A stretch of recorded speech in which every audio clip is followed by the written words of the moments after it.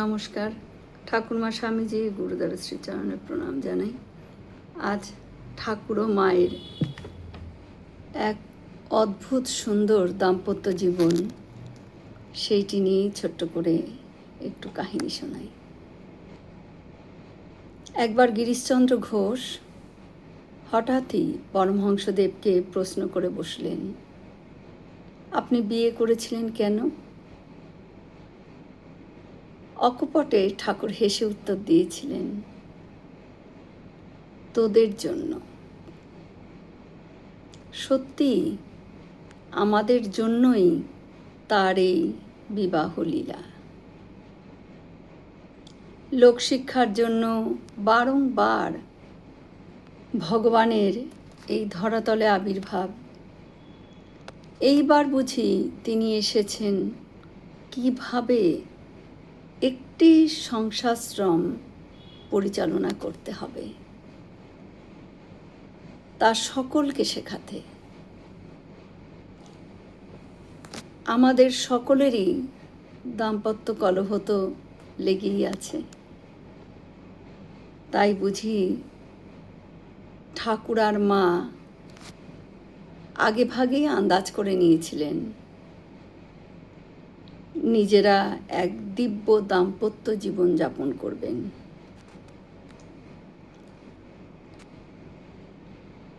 সারা জীবনে ঠাকুর একটি বারের জন্য মাকে তুই করে সম্বোধন করেননি,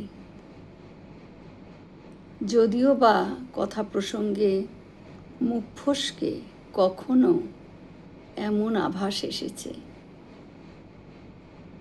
তাতেই তিনি ব্যাকুল হয়ে বারংবার মায়ের কাছে ক্ষমা প্রার্থনা করেছেন।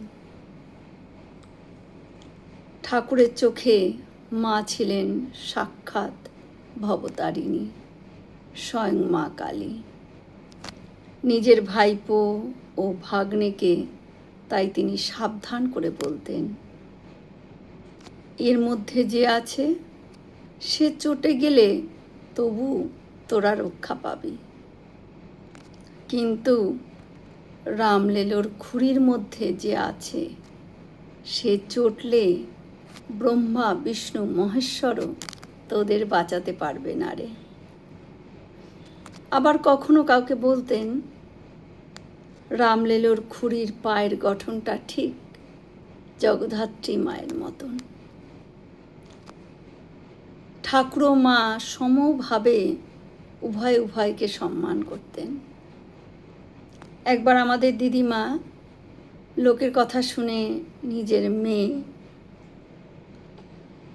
শারুর জামাইকে পাগল বলে সম্বোধন করেছিলেন। সেই কষ্ট শুনে মা বলেছিলেন, পতিনিন্দা মহাপাপ। ঠাকুর, তুমি এটা কি চাইছো? কেনই বা করছো?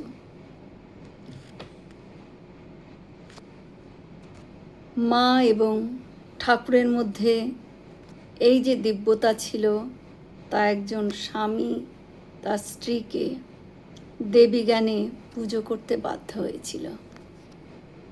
সেই পূজার নামই হলো ষোড়শী পূজা। সেই ষোড়শী পূজার দিন ঠাকুর তার জপমালাও শ্রী শ্রী মায়ের পদতলে সমর্পণ করেছিলেন। জয় শ্রী রামকৃষ্ণ। আমরা সকলে মিলে একসাথে বলি, জয় মহামাই কি জয়, জয় ভগবান শ্রী শ্রী রামকৃষ্ণ দেব কি জয়, জয় স্বামীজি মহারাজজি কি জয়। হয়তো অনেক ভুল ত্রুটি হলো, ঠাকুর যেন আমায় ক্ষমা করে দেন। সকলে সুস্থ থাকবেন, আনন্দে থাকবেন। ঠাকুর মায়ের কৃপা দৃষ্টি সকলের ওপর বর্ষিত হোক। শুভরাত্রি।